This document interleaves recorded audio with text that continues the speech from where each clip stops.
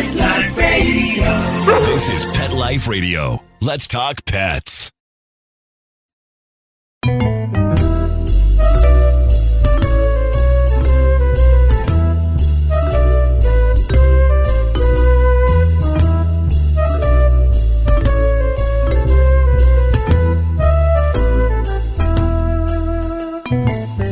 Hello, everyone, and welcome to Cattitude. I'm your show host, Michelle Fern. Today, we're going to talk to Jameson Humane. They played a very active role in rescuing many, many animals, especially many cats, during the Napa wildfires towards the end of 2020. And you might think, well, how does this relate to me? Because I don't live in the gorgeous portion of the world of Northern California. Well, you know, emergencies and catastrophes can happen anywhere. So we're going to have some great tips for you. We'll be right back after this message. Pets are part of the family. Make sure you can always afford the quality health care they need with Easy Pet Check, a nationwide pet insurance alternative. With Easy Pet Check, you'll save up to 75% on all your pet's health care at any licensed veterinarian in the U.S. Easy Pet Check accepts all dogs and cats regardless of pre-existing conditions. Visit EasyPetCheck.com. That's the letters EasyPetCheck.com. Taking care of your pet can be easy with Easy Pet Check. Let's talk pets on PetLifeRadio.com.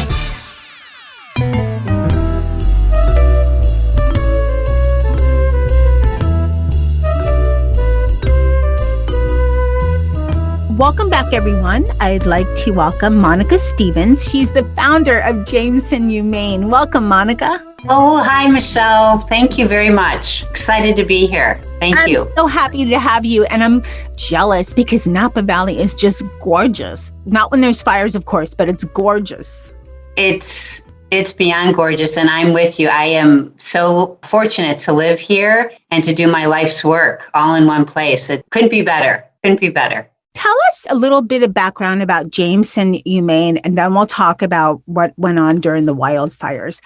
Absolutely. We are an organization 6 years old. My husband and I founded it for the simple purpose of ensuring that all domestic animals had a better chance.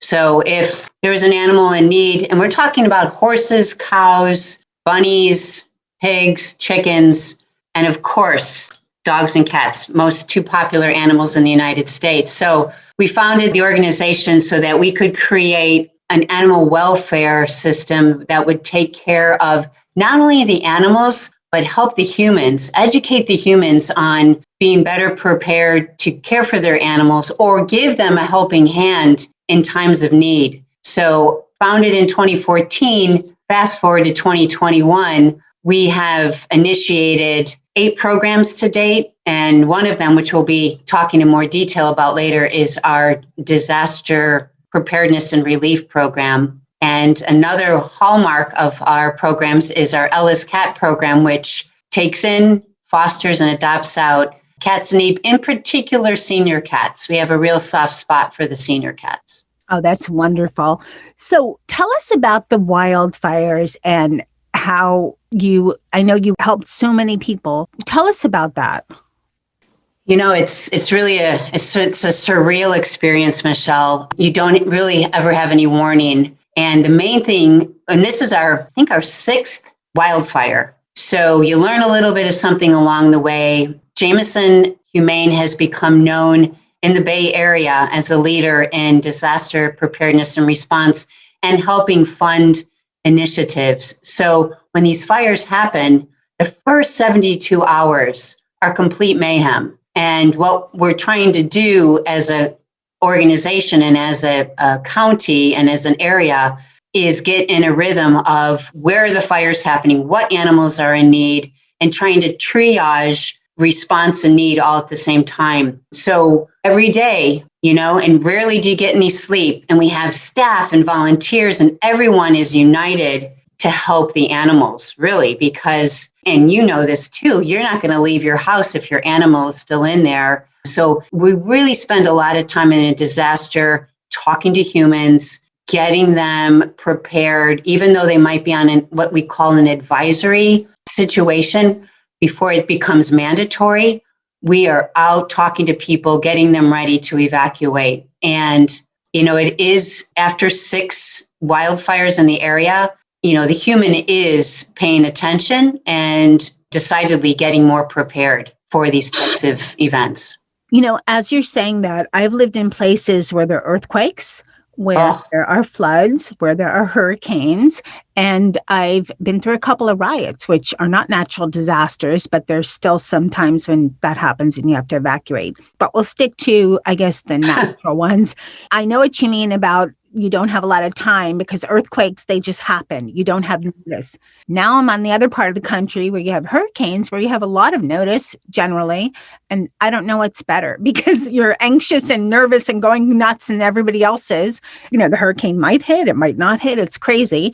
Or the earthquake that just happens. Now, wildfires, you have generally a little bit of notice to be prepared. What was it like for you guys when you found out about it? And tell us a little bit of the lead time and what went on during wildfire. Yeah, I'll take you through. And first of all, we had one because of the lightning strikes in August. A month later, we had another one, both of them cataclysmic. So what's happening is, unfortunately, these are happening early morning, late night. Michelle, people are sleeping or about to go to sleep. So they're rudely awoken out of their sleep by a neighbor or a firefighter. And sometimes they literally have 5 minutes to get it together. And what that means, and if you don't mind, I'll just focus on the cat portion of it. That means that, your cat, which is usually not too excited about fast movement and change, you've got to be able to get your kitty in its crate, grab all your essentials, and get in your car and head down the pathway and get out of the danger. Because the way these fires move, and they're always accompanied by high winds. I mean, you hear these stories about people where the fire is literally licking at their tires as they're driving down the driveway. So, the preparedness is the word that we need to focus on, because if you're not prepared and you don't know the tricks of the trade and getting that kitty in its crate and out the door, you're going to be delayed in escaping. I want to talk about being prepared and what you need to do. But before that, you had a really good rescue story about a family that had some cats and were able to foster them. Can you share that with us? Yeah, there's so many really good stories. So one is this family they're fleeing the fire, got everything they own in the car that they can take, and they have their 2 cats, and they have nowhere to go because they haven't planned, and another rescue calls us and says, Monica, I've got these 2 cats, and they actually had a puppy too. And they couldn't find a place to stay with their animals. So guess what? We were in a meeting at the ranch with the staff, and the call's coming into me. And I looked up at the staff, and we're in a meeting, and I said, hey, we've got these animals coming in. And our staff jumped out of their seats. They wanted to foster the animals. So got the word to the family. The family drove over, and it was beautiful. We took the kitties. There were 2 kitties and the pup. Someone took the pup, took the 2 kitties, and we had them for, I think it was 3, our staff member had them for 3 weeks. And we spay-neutered them while they were with us. The family was very grateful. They couldn't afford spay-neuter, so we had the opportunity to spay-neuter them while they were in our foster care. And then the reunification was heartwarming. We brought them back to their home, and they were just crying and so happy to see their babies. And then kind of a mass rescue story, evacuation story, is we have a cat sanctuary in Napa Valley named We Care. And the director called me up,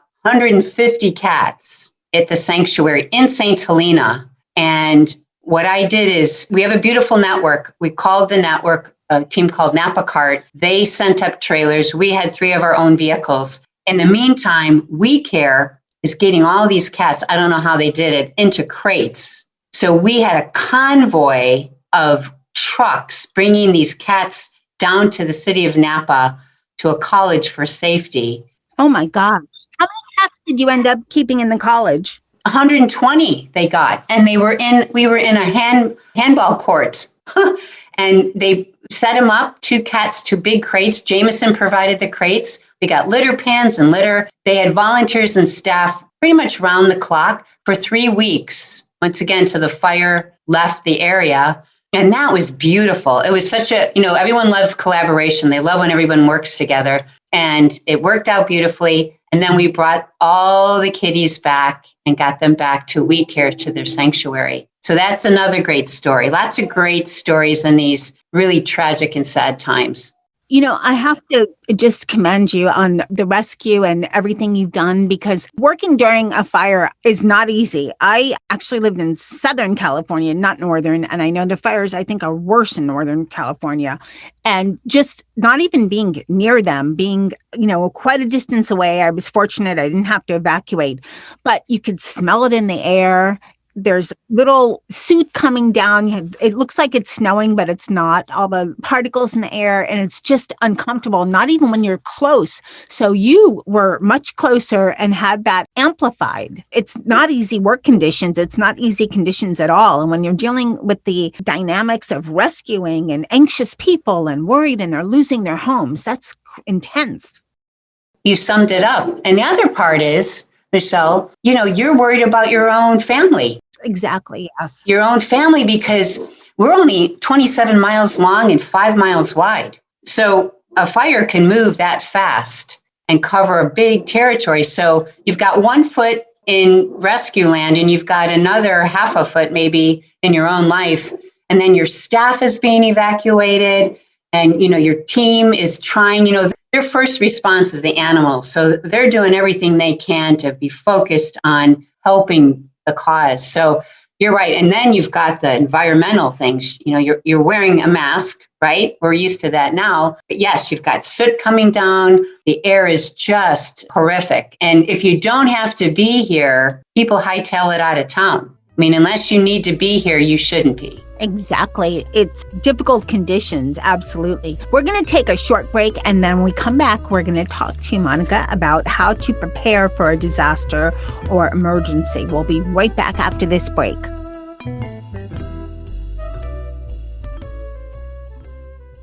Hey everyone, Michelle Fern here, your host on Best Bets for Pets and Cattitude. Ben & Jerry's has frozen treats for dogs. Yum! Whoop out loud, right? I know Nikki is going to love this. He loves a frozen treat. They have 2 different flavors. One is Punch's Mix, which is peanut butter and pretzel, and the other one is Rosie's Batch, which is pumpkin and mini cookies.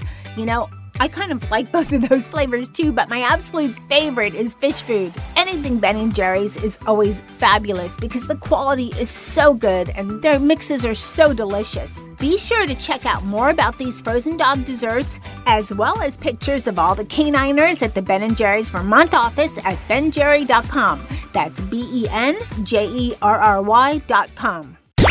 Let's talk pets Let's talk pets on Pet Life Radio. Pet Life Radio. PetLifeRadio.com.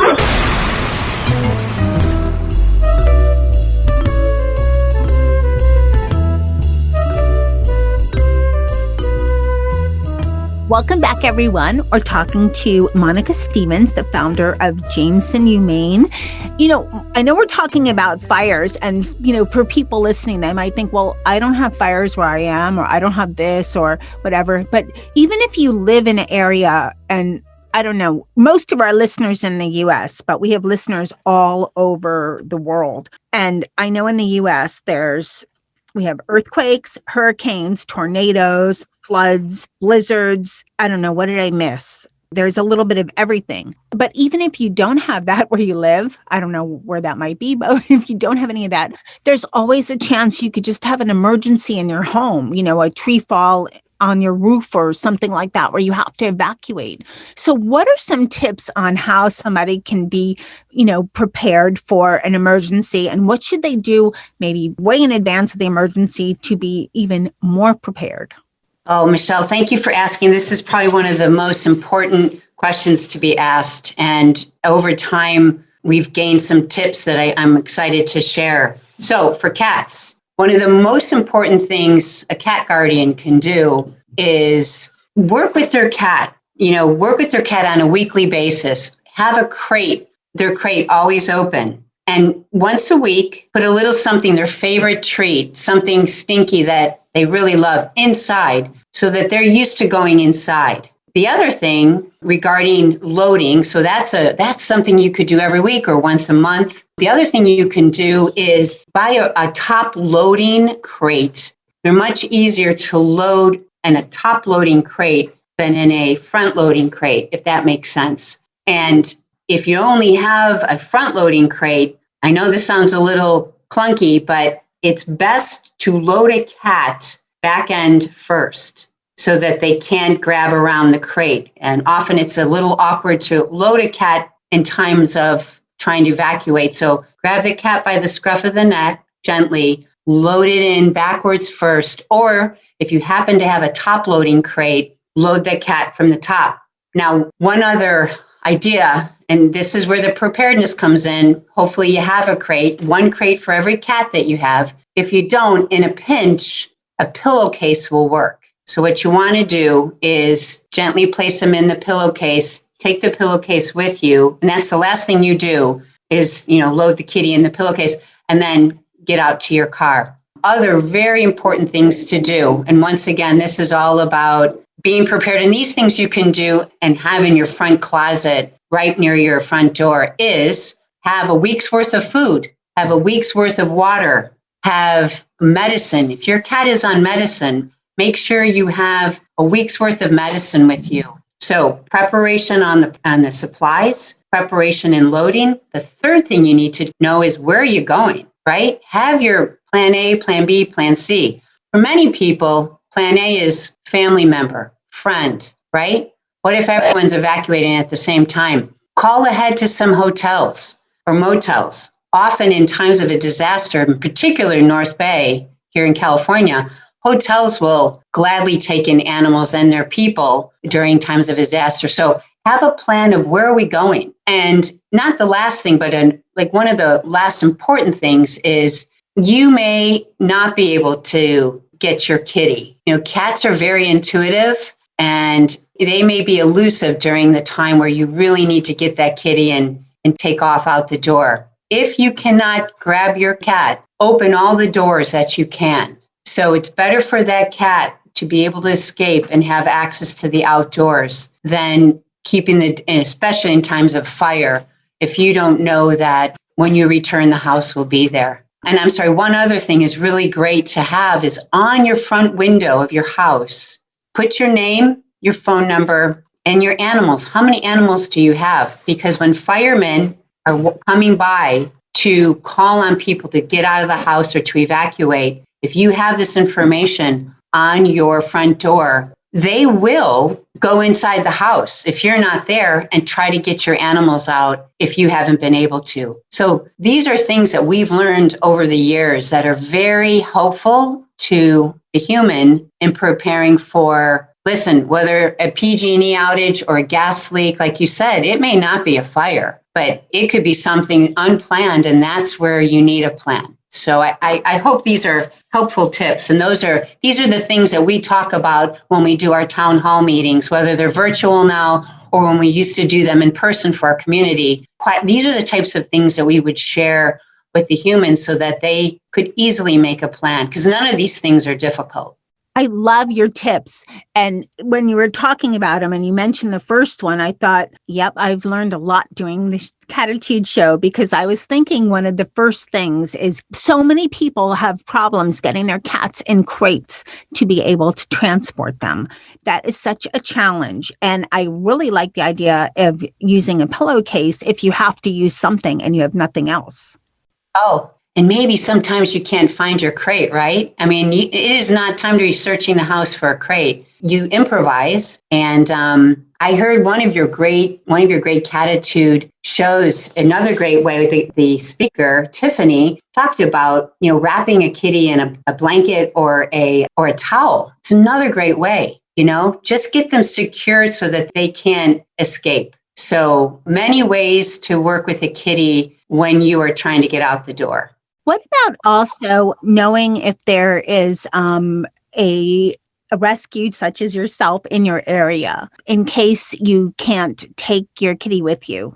Yeah. So the best thing to do is call your local animal shelter, because the beautiful part about the shelters is that they are government run. And I don't know of any shelter that doesn't have an emergency plan, which means that they are also responding to the community. So getting in touch with your local shelter to find out what is the response of law enforcement or the shelter in times of a disaster, they will be able to help guide you as to, if you can't get to your kitty, you could call them up because they've told you, okay, Monica, this is step 1, 2, 3, what you need to do if you've left your home without your beloved kitty cat. And I think local shelters are your best source for information for what would they do in a disaster, because they've drilled on it. They've got to drill on it. It's part of their, the makeup of government. That's great information. On your site, your website, you have some great information as well. Can you share the site with us and let people know where on the site you have more information or these tips if someone's listening while they're driving, so that they can read over, get some more detailed information? Thank you. Yes. So our website is Jameson, and it's named after my dog, Great Pyrenees Jameson, Jameson, Humane, HUMANE.org.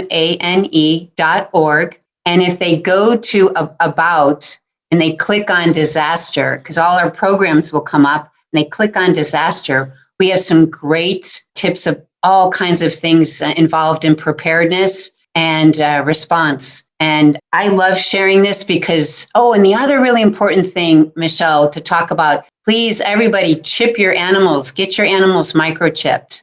That is one of the most important things that you can do as a pet guardian, so that in the event where you get detached from your pet, someone finds it, they will be able to scan it and return that beautiful pet back to you because you went ahead and got it chipped. That's a really important component of disaster preparedness. Good point, because collars come off and they do. Oh my goodness.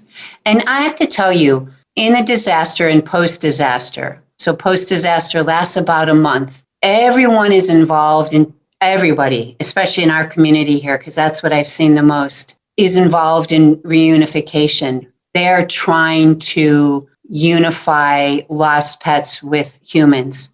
And so that is a time when that chip comes in very handily. And I have one little more story. Is that okay if I share? Sure. Okay. So we got called. This was a beautiful story. We got called from a veterinary clinic, and the firemen had gone into this burned out property, and trapped beneath 2 trees were 3 kitties. And the firemen lifted off the trees. The kitties couldn't move. They were somewhat in shock, but their poor little paws were burned. They estimate that they probably hadn't had any water or food for 2 days. The firemen scooped up the kitties, took them to the vet. The vet called us, and we were able to fund the aftercare. They took care of the kitties' paws, obviously kept them in their care for 4 days, and bandaged them, wrapped them, gave them fluids, got them eating again. All the kitties survived. Oh, that's And amazing. because they were microchipped, we found the family. And the family was in awe because they had to flee, couldn't catch their kitties. They had no idea that their cats had survived. And I have to tell you, when we reunited the kitties with the family, it's so heartwarming. You need a big box of Kleenex. If they hadn't been microchipped, they may have never found their kittens again. That's a beautiful story. Yeah, lots of heartwarming stories post-fire. Lots of sad ones too, but we just focus on the happy ones. Yes. So, Monica, I want to thank you so much for coming on Cattitude and sharing the wonderful roles in rescuing that Jameson played during the Napa Valley fires, and as well as all the tips for people to what to do in times of disasters. Such wonderful information. Thank you so much. And thank you, Michelle, because you allowed me the opportunity to share this information that we've gathered over the years and share it with all of your wonderful listeners. So thank you. I want to thank my guest today, Monica Stevens, the founder of Jameson Humane, for sharing all of this valuable information on what to do in times of disaster. You know, no matter where you are, there's always a chance, unfortunately, of a natural disaster or an emergency situation in your home. So you just want to be prepared. It might not ever happen, but it will be so unbelievably important for you to be prepared. So please keep that in mind. I also want to thank my kitties for teaching me how to be more prepared. And that's Molly, Charlotte, Dennis. And I want to thank my kitties for challenging me and making sure that I am more prepared, because not all of them like to go inside a crate. That would be Molly, who's most difficult. Dennis walks right in. Charlotte, the husband, deals with her because she doesn't like me. And Sammy and Jethro. And thanks to my producer, Mark Winter, for making me and my guests sound great. And thanks to all of you for listening to Cattitude. I hope you really enjoyed today's show. And remember, lose the attitude. Have some Cattitude. Let's Talk Pets, every week on demand, only on PetLifeRadio.com.